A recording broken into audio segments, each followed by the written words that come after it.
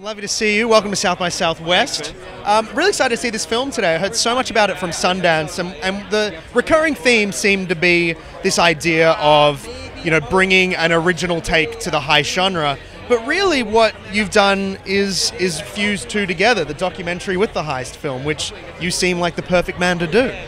Yeah, I guess it was it felt like something I needed to kind of get out of my system in a way. That, this idea that maybe there's another way of telling a true story, which is not just a straight sort of fictionalizing, and it certainly isn't a documentary, but there's a way of meeting in the middle so that the thing that you get, if you watch a documentary in the cinema with people, it is a deeply, because you're not suspending disbelief, the story exists in the same world that you and I inhabit, so our emotional connection to that, we don't have to step into a fictional world where where we're off in movie land. This is, I think, the effect of the inclusion of those non-fiction elements makes you engage with it, gives you a bit more emotional skin in the game, if that makes sense.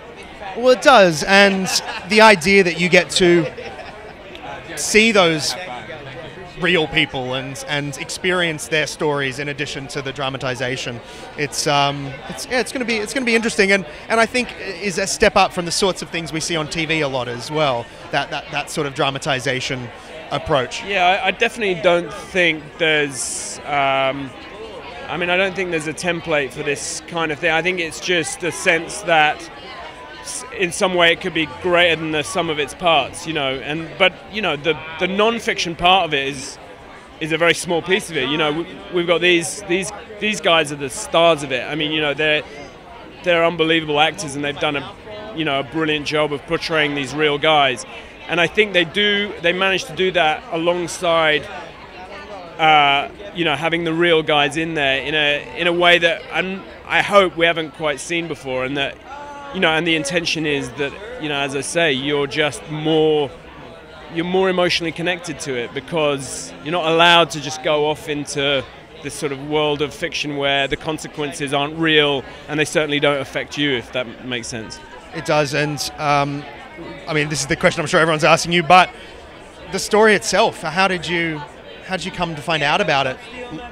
I read about the story in we have a production company in the UK, and one of the things that we're always drawn towards is true crime stories, I guess, and there was something particularly unusual about this one, and I was fascinated to understand, because the perpetrators of the crime are quite, I guess, unusual criminals, if that makes sense. They're from good families, and they had been pretty privileged, and they had lots of opportunities which a lot of people don't have, and so I was interested to understand what would lead young men with so many opportunities to kind of throw them all away in favor of something which they must have known couldn't work out well.